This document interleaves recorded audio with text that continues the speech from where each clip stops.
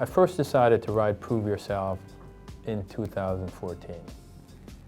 And I actually took my family to my hometown, Buff Bay, Portland, Jamaica.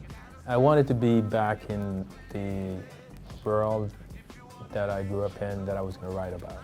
I would spend time periodically with the family, and in view of the family and the beautiful ocean, and in that setting, I just started writing furiously. The writing process for me was very enjoyable, and it was actually easier than I thought. You know, I first was thinking about, how do I write this book? What is the title of the book? What are the different chapters? How many chapters? Is it just going to be laying out my life's journey? What about all the business principles that I learned? Should that be in a separate book?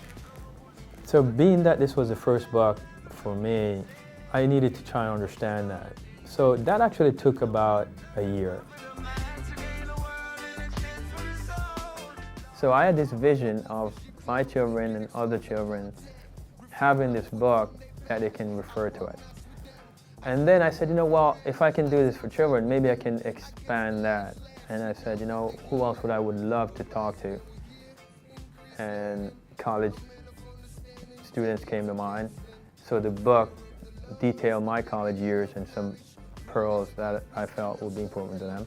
And then I thought about all the different employees and managers and so on in the KICVentures family. And I'm always telling them story. I'm always trying to mentor them to actually be better leaders.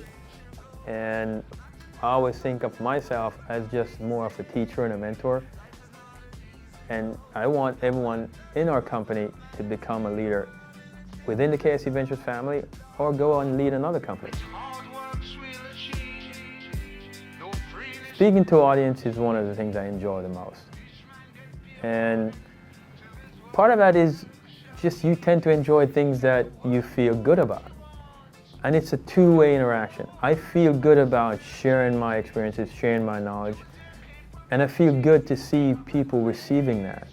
And I learned a long time ago that if you're interested in something, if you're passionate about something, people tend to be interested in you and want to share your passion. So I am passionate about success.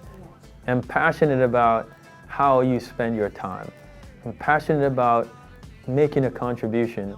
And so speaking to people directly, or like I'm doing now in this book, I feel it's really an opportunity for me to share my passion, share my vision. I've had a lot of success over my career, over time. And how that success has affected me is to actually spur me on to try and achieve more. Because what I found from when I was really young is that as you succeed, no matter how small, if you recognize that, if you really celebrate that, you want to do it again. And the more success I got, the more I felt like I can take on more. The other thing that I learned about success is that as you become successful at whatever you set out to succeed at, you actually learn a lot about how to succeed in general. And I had to learn early on how to study better on my own. If I wanted to succeed, you have to get educated. I felt that way, for me at least. At the same time, I also like athletics, but I didn't see athletics as something just to enjoy. I said, this is another tool for success. All the training, all the efforts that as a team you put in to try and win a trophy at the end of the year, all of that is preparing you to succeed. And so every day that I made it through training and I felt like I learned something more, I felt like I was successful. So I married athletics and academics early on, and I used those as my two areas in my life that I wanted to try to succeed at. And I focused on those two areas. And over time, I started to move into things like business. And then I went to medical school, obviously, and I now start to apply some of those tools that I've learned about success. So to me, success never stops. If you get to that point where you enjoy succeeding and you're succeeding, you will want to keep succeeding. And you get to multitask, get to manage a lot. I think there's nothing more powerful for us as human beings than to have people who want to pursue success, who are going to then invest the time, the intellect, make the sacrifices to create something. Because if you didn't have people like that, we would still be living in the dark ages. So the people who have made a choice to try and succeed at something, to leave something behind to make our lives better, not just because they're going to make money from it, but because they truly want to do something that's going to leave something behind. Without those people, we just don't move forward. It's about making the choice to succeed. If you can make the choice to succeed after reading this book, what you're saying is you're not going to make the choice to fail. Because if you don't choose to succeed, you're just waiting on failure. This book is my way of investing more than just me physically in my own children. It allows me to invest in anyone who wants to read this book.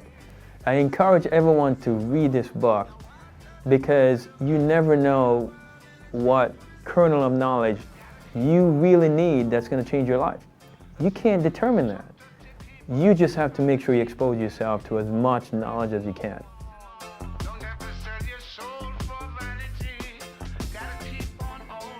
Start to dream about how do you envision yourself achieving your dream. And that whatever you're dreaming now, you're going to have other dreams. So this one dream shouldn't be the end of it. You should start dreaming as to what's bigger. Once you've made it over the horizon, what do you want to do when you get there? And so I am still feeling like that kid still sitting on that mountain today because I'm just looking at a different horizon. I'm looking at different boats. I am not in Buff Bay anymore. You know, I'm in Massachusetts, in Boston, in the company KICVentures, and we're always looking at the next horizon. What's next? How do I keep being successful? How do I keep being relevant? How much can I do?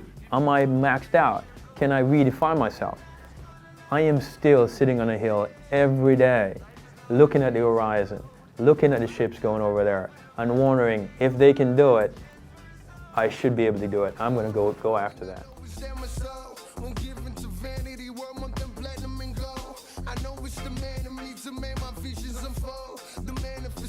Of what was written in the scroll. Prophecy promised the righteous man, now behold.